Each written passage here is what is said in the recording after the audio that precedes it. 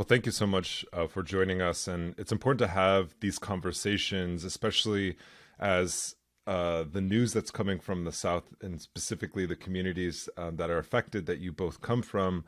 There isn't a lot of news media that's doing accurate reporting. Most of the things that we've learned have come from independent journalists or movement journalism, such as Kausachan News. So at the time of this recording, around 47 people have been killed during the protests against the U.S.-backed so-called legislative coup of former President Pedro Castillo. And the most recent killing, which was last Monday, claimed the lives of about 17 people in a place called Huiraca. I might be mispronouncing that. And many eyewitnesses described the violence as a massacre. And specifically targeting indigenous people. And the violence has been very concentrated in the southern region as far as I understand it. So describe to us what's happening on the ground and why is the violence concentrated specifically in this area? Yes, I can go to answer these questions. Thank you very much. I really appreciate the questions that give us, more big picture and contextualize, what's going on right now in Peru. So there has been for a while an increasing political, social, and economic crisis in Peru. There are multiple levels of this crisis, and I can mention some briefly to give you a context for the audience. The critical problem is our political volatility and instability because of the right-wing resistance, this right-wing sector's resistance to social reforms and progressive transformations.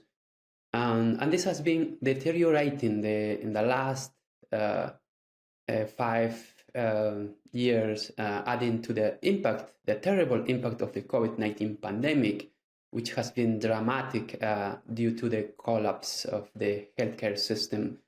And as a result, Peru has the highest mortality rate in the world caused by the COVID-19. And so the pandemic exposed the failure of 3 decades of the neoliberal economic system and the failure of the governments to remedy the popular demands for social justice to improve the quality of the healthcare system, access to the better education and equal distribution of wealth that mainly benefited the middle upper class and business elites.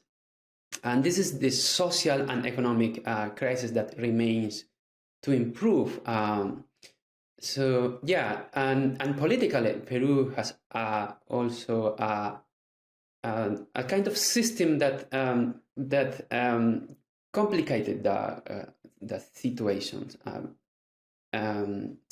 Peru has this republic system that with independent executive and legislative branches, and during the last 5 years have been marked by constant clashes between the president and the right-wing controlled Congress. And the Congress has always been underhand of the vast majority of conservative, evangelical, and corporate business representatives, including the Fujimoristas, the party members of former 1990s dictator Alberto Fujimori, who is in prison now for committing human rights abuses during his regime, and her daughter Keiko Fujimori was running for the presidency 3 times and all lost during this last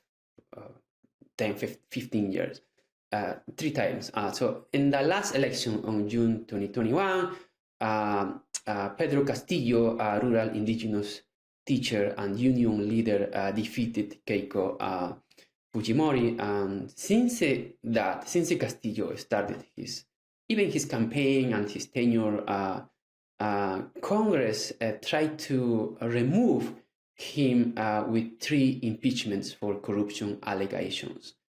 And And on December 7, 2022, just month and half, Castillo attempted to dissolve Congress. However, in a dramatic maneuver, he failed, and supported by the military and the police, Castillo ended up being arrested and imprisoned. And Castillo's vice president, Dina Boluarte, became the first female president of the country, and asked Castillo's opponents and supporters for tregua, means like a truce.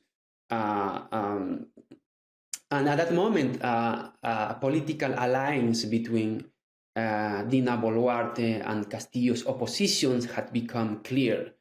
And Boluarte declared her intentions to complete her presidential term in 2026. And in the following days, just in weeks, protests rapidly emerged, particularly in the southern central Andes. There are regions called Cusco, Ayacucho, Apurímac, and Puno, Tacna. This area is the vast, populated mainly by indigenous Quechua, Aymara people that voted mainly for Castillo. And since then, the government repressions was brutal, that ended up with almost, right now, almost 50 civilians assassinated by the police and the army. And perhaps I should add also 2 massacres happening at the core of these regions, Ayacucho and Juliaca in Puno, in southern Aymara region, which is bordering with Bolivia. And Ayacucho, it's also, that's the region where I come from, where I grew up, and it was the epicenter of the 1990s internal armed conflict between 2 guerrilla groups, the Shining Path and the MRTA guerrilla group, a small guerrilla group that fought at the same time of the Shining Path against the Peruvian state. And that civil war caused almost 70,000 people who died or disappeared. Mainly Quechua speakers, according to the Peru's Truth and Reconciliation Commissions from 2001, 2003, the years that this commission worked and delivered its final report in 2003. So mentioned that that the majority of the victims were indigenous people, mainly Quechua speakers. And the epicenter of this conflict, mainly the most victims come from this region of Ayacucho. So when this military repression initiated during this current regime of Dina Boluarte, it was kind of military occupations. When it was declared that the state of emergency, the military intervened to the city. It was kind of this traumatic experience for those people who survived this 20 years of civil war from 1980 to 2000, and now 20 years later, they are experiencing again this brutality, trauma, terror, and seeing how this military is shooting at the body of those protesters. So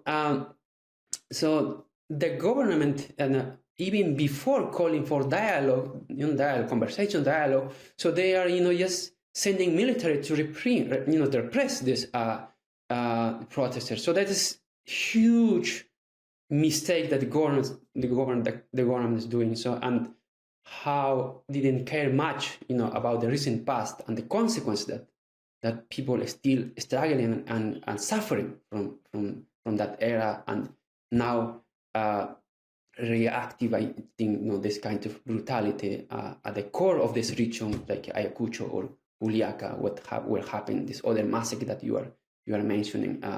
Yeah, thanks so much for that really wonderful rundown. And it does really speak to the kind of historical circumstances, which we'll get into a little bit later. But I want to ask another question, a follow-up question to that, because it's not really clear, again, in the Western media what the demands are for the protesters and what are they actually calling for specifically in this moment in time. Yeah, I can answer the question. The demands of the protesters are various, but centers on the main demand across regions, which is the immediate resignation of the current president, Dina Boluarte, the closure of the Congress, and a new general election. These demands include the installation of a constituent assembly, and other supporters of Castillo also ask for the release of the former President Castillo. The Peruvian mainstream media, many political elites of the right wing, seems to have convinced themselves that all the demands are not possible. In Peru, we have a presidential system in which typically the president leads an executive branch that is separate from the legislative branch in a system that uses separations of power. This means the president has the power to make any changes that are possible in the best interest of Peruvian and immediately find some solution for this crisis that is corroding institutions. But there is not a kind of will intentions from the current government, neither from the Congress. That is why protesters are calling them out as authoritarian government.